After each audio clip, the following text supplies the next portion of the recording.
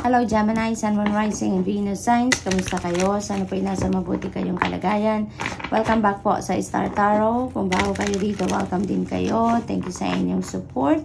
I truly appreciate it. God bless you all. Pauna mensahe ni Gemini ay Four of Pentacles. Ayan, taking control dito, no? But since this is a Pentacle energy, so maaaring pangkaperahan ang ano dito, ang ganap, no? Maaaring meron kayong, alam mo yun, yung financial discipline siguro ninyo Gemini ay hindi ganoon kalakas sa ngayon. Kaya maaring nadadala kayo doon sa mga impulsive buying, sa mga unexpected na mga gastusin, maaring ganon. Or, ano mo yun, yung shopping ba? Maaring mga ganon ganap dito ang meron, ano? Kaya, parang ginigising kayo ng mensahe na to na take good control of your finances, the flow of your finances dito Gemini, no? Focus kayo doon sa inyong disiplina, focus kayo doon sa kung ano yung nararapat gawin sa inyong mga kaperahan, i-manage ninyo ng maayos ang inyong pera, ang inyong resources, no? So, yun ang panawagan sa inyo dito sa Four of Pentacles energy. So, what else for Gemini? We have the world energy, travel, no? Gemini, meron napipintong travel dito si Gemini. Maaaring, ano yan? Maaaring domestic travel lang yan, no? Or maaaring international travel yan. Meron akong nakikitang long drive dito para sa iba sa inyo. So, maaaring medyo malayo-layo talaga yung pupuntahan ninyo dito within the country. No, maaaring ganon. Medyo siguro ilang araw yan. At saka, Gemini, for others of you, this could be international travel. For some reason, maaaring yan ay para sa pag-aaral. Maaaring may visa kayo, study visa kayo sa ibang bansa. Maaaring kayo ay magmamigrate na. Doon, kayo din ay siguro may job opportunity na nakuha abroad. Maaaring ganon din ang ganap dyan. It could also be regarding business or work, no? Na travel na yan, Gemini. Whatever the case may be, Gemini, mag-iingat kayo sa inyong mga pagbabiyahe, okay? That is a reminder for you. At saka panahon nito din, Gemini, ng inyong tagumpay. Panahon nito ng successes ninyo. Kaya entitled kayo na mag-celebrate niyan. I-celebrate ninyo, i-savor ninyo ang inyong mga tagumpay sa ngayon. May mga achievement kayo, accomplishments dito na maaaring makamit sa ngayon. Kaya you deserve that success. You deserve to celebrate that as well, no? At saka meron kayong yung parang next level na ang pupuntahan ninyo. Yung sunod ninyong gagawin, ang sunod ninyong pagfo-focusan ngayon is next level na kisa doon sa inyong mga dati nang ginagawa. Parang mas challenging ang gagawin ninyo, mas mahirap, mas maganda, 'di ba? Maaring ganoon ang ganap dito for some of you. At saka din ito Gemini, maaaring sa relationship din ito. It could be in any area of life, but definitely leveling up kayo. So, kung sa relationship ito, parang magle-level up kayo ng inyong commitment then with your person. So, this could be engagement, this could be wedding, this could be living together, this could be starting a family, no? Kung sa pamilya. It could be also, a new endeavor, no? Kung sa karera yan, trabaho, maaring meron kayong bagong karerang sisimulan sa ngayon, or maybe meron kayong bagong trabaho na sisimulan, na alam mo yun, mas matindi kisa doon sa dati na ninyong ginagawa. Maaring ito yung mas gusto ninyo, mas ito yung forte ninyo, maaring ganon din ang ganap dito. But definitely, congratulations dahil this is a time for your success. This is a time for celebration. This is a time for new beginnings. Kaya, congrats and good luck. So, what else? We have strength. Ayan. You may need to activate your inner strength in order for you to navigate nicely talaga kung ano man ang mga bagong sisimulan ninyo dito. No? Maaring at some point na paghihinaan kayo ng loob, no? Pero mas na kayo ngayon, mas confident na kayo ngayon kasi nanggagaling kayo sa tagumpay. Nanggagaling kayo dito sa accomplishment ninyo, achievement. Kaya siguro yung kaba na maaring nararamdaman ng iba sa inyo dito, it's maaring lang yun. Alam mo yun, yung kabang excitement, no? Or kabang excited kayo dahil, syempre, bagong chapter ang sisimulan ninyo dito. You are starting fresh. You are starting a new endeavor dito, kaya maaring excited na ka ba ito, no? So, magpakatatag lang kayo, tibayan ang inyong loob, kayang-kaya ninyo yan, no? Kung nakapagtagumpayan na ninyo mga dating ninyong ginagawa, mas lalo na ngayon, na mas lalo kayong motivated, mas lalo kayong inspired, kaya just go for it, no? So, what else? We have 9 of Pentacles energy. Yan. This is financial comfort. This is financial prosperity and abundance that are coming your way sa ngayon, Gemini. Kaya may, ano na kayo ngayon, yung tagumpay ninyo na to. Isa na to sa inyong tagumpay sa ngayon. Ang maramdaman ninyo ngayon ang prosperity and abundance, ma-experience ninyo ngayon ang financial success. So, good luck po, Gemini. Dahil kung ano man ang pinaghirapan ninyo, ano man ang ine-expect ninyo na maging bunga ng inyong pagsisikap sa ngayon, you will be getting that. You will be financially rewarded na sa ngayon. No, maaaring yan ay malaking pera na maaaring dumating din sa inyo dito. So, good luck and congrats. That's all I have for you for today. Thank you for watching. Love and light. Namaste. Hello, Libra, Sun, Moon, Rising, and Venus signs. Kamusta kayo?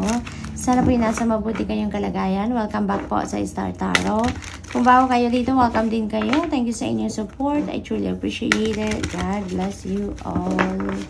Paano mensahe ni Libra ay Ace of Cups. Napakaganda nito kasi this is new beginning energy. Meron kayong sisimulan dito. Maaring magsisimula kayo ng bagong chapter sa buhay ninyo dito in terms of love and romantic relationship, in terms of friendship, in terms of relationship ninyo with other family members. Maaari din na money, career, finances din ito, no? So, whatever the case may be, maghahatid ito sa inyo ng mga pangyayaring ito ng overflowing of joy, no? Dahil sa mga blessings na ito na parating sa inyo, malaki din ang mararamdaman ninyong pasasalamat dito. Dahil mararamdaman ninyo dito yung saya, yung sarap, yung biyaya na parating sa inyo. You know, talagang you're going to be very happy. You're going to be very joyful dito, no? Kaya, good luck to you, Libra. Kung anong pangangailangan ninyo dito, yun ang parating sa inyo. No? Yun ang napipick up ko dyan. Your needs will be met sa ngayon. Kaya kung ano ang kailangan ninyo sa puntong ito ng buhay ninyo, yan ang i-bless sa inyo ng Divine Universe sa ngayon. So, we also have 5 of Wands. Ayan. So, maaari din na may mga challenging situation ang iba sa inyo dito. Yung parang meron kayong test of faith dito, no? Maaring ganon. So, maaring may mga hindi kayo pagkakaintindihan with another person, or may mga hindi kayo siguro naiintindihan sa inyong sarili dito. And parang test lang yan sa inyo kung hanggang saan ang tatag ng loob ninyo, hanggang saan kayo lalaban sa buhay, sa hamon ng buhay. No? Maaring ganun ang ganap dito for some of you. So, good luck po. We have 4 of Cups. Ayan. So, there is an offer dito, you know, Libra. Merong offer sa inyo na kumakatok, pero parang hindi ninyo yung pinapansin. Maaring ini-ignore ninyo or talagang totally hindi ninyo nakikita pa kung ano man ang offer na ito. So, yung offer na yan could be in anything, no? Could be in any area of life. Maaring offer yan for travel, offer for a new job, career, or business opportunity. Maari din na pag-ibig yan, relationship, no? Maaring ganun din ang ganap. Pero yun nga, parang hindi ninyo ito napapansin. So, this is a heads up for you na there is an offer sa inyo. Kaya, anuhin nyo din naman, pansinin nyo. No, pansinin ninyo, i-consider ninyo kasi you never know, baka itong kumakatok na sitwasyon na ito, yun yung hinihintay ninyo. Maaring yun yung pinanghinayangan ninyo in the past na in-ignore ninyo. So, ngayon, open your eyes, you open your ears, no? Open yourself to these new opportunities na kumakatok sa inyo. Look into it first bago ninyo i-decline, bago ninyo i-totally i-ignore, no, Libra? Kasi you don't want that to slip away from you, no? Dahil maaring yan na ang inyong hinihintay. We have star energy, napakaganda. This is healing, no? This is about healing. Maaring ang iba sa inyo dito is experiencing physical ailments, or maaring meron kayong mga pinagdadaanan emotional, mabigat, maaring ganon. And, you know, with the healing powers dito ng Divine Universe na parating sa inyo, yan ay maaring magamot na. Maaring magsimula na kayong makaramdam ng pagbuti ng inyong pakiramdam, pangangatawan. Same with sa emotional aspect ninyo, maaring gumaanggaan na dito ang inyong pakiramdam, no? Maaring gumaanggaan na dito ang inyong bit-bit sa dibdib, maaring ganun din ang ganap. So this is also about new hope, no? This is about new optimism, new life, na meron nagbubukas ditong pinto para sa inyo, para sa isang bagong buhay, Libra. Kaya good luck din sa inyo dyan, ano? This is also about wish fulfillment. Kaya maaring meron kayong wish na magka-come to fruition sa ngayon. Maaring meron din kayong wish or dream na talaga magmamanifest na sa buhay ninyo. So this is really a beautiful energy around this time, Libra, dahil makukuha nyo na din kung ano yung gusto ninyo dito. Kaya iba yung saya ang babalot sa inyo ngayon. Parang ano kayo ngayon there is new life na naghihintay sa inyo dito. You are navigating a new situation sa buhay ninyo and divinely guided kayo. Pinapakita sa inyo ngayon ang Divine Universe ang tamang daan na tatahakin ninyo sa ngayon. So good luck po. That's all for you for today. Thank you for watching. Love and light. Namaste. Hello, Aquarius, Sun, Moon, Rising, and Venus signs. Kamusta kayo? Sana po nasa mabuti kayong kalagayan. Welcome back po sa Star Tarot. Kung bago kayo dito, welcome din kayo. Thank you po sa inyong support. I truly appreciate it. God bless you all. Paunang mensahe ni Aquarius po ay Ten of Pentacles energy. Ayan. So, this is support, no? Financial support na maaaring makuha ninyo or maaaring kayo yung magbibigay ng support na ito. This is also about wealth, you know. This is about wealth. This is about financial security and stability, not only for few months or few weeks, but for the long term. So, maaaring yung support na to is financial support for your family, na maaaring kayo yung punong abala para dyan sa pagpeprepara niyan or paghahanda niyan, or posible din, ano, na kayo talaga yung breadwinner dito, Aquarius. Maaaring ganun ang ganap dito for some of you. At ano kayo ngayon, parang handa na kayo. Handang-handa na kayo financially dito sa isusuporta niyo sa inyong pamilya. So, maaaring super sipag talaga kayo magtrabaho. Maybe you have accumulated a lot of money already. You have accumulated wealth talaga that would be enough to support your family's needs, no, for the future. Hindi lang yung para sa ngayon, but also for the future. So, good luck to that, Aquarius. Napakaganda. You have Five of Swords. Ayan. Maybe meron kayo ditong internal conflict, or maaaring you have lost someone dito dahil siguro tao yan, ano, na hindi kayo pagkakaintindihan, and maybe someone walked away from you. Maaaring ganon. Kaya siguro mas lalo kayo nalilito, mas lalo kayo ngayon nagkakaroon ng internal conflict because maaaring hindi ninyo kaya, no, na mawala ang taong yan sa buhay ninyo. Kaya pinag-iisipan ninyo sa ngayon on how you're going to get that person back into your life. So maaaring ganon. So, but this is Five of Swords. So, 5 resonates with change. Diba? So, kung ano yung sitwasyon ninyo dito, for sure, it feels like to me that you will be able to fix that situation. Maaring maayos mo talaga yan. Maaring may reconciliation dyan na magaganap in the end. Ano? Maaring kailangan nyo lang dito muna na magdistansya muna from that person. Pahupain muna ang tensyon, pahupain muna ang init ng ulo, yung ganon, and then get back to that situation kapag malamig na ang mga isip ninyo, ang mga damdamin ninyo, ang mga emosyon ninyo. Okay? So, what else? We have Queen of Swords energy. Be truthful dito, Aquarius. Lalo-lalo na if you're going to discuss whatever happened between you and this person sa Five of Swords energy. Be honest with yourself, okay?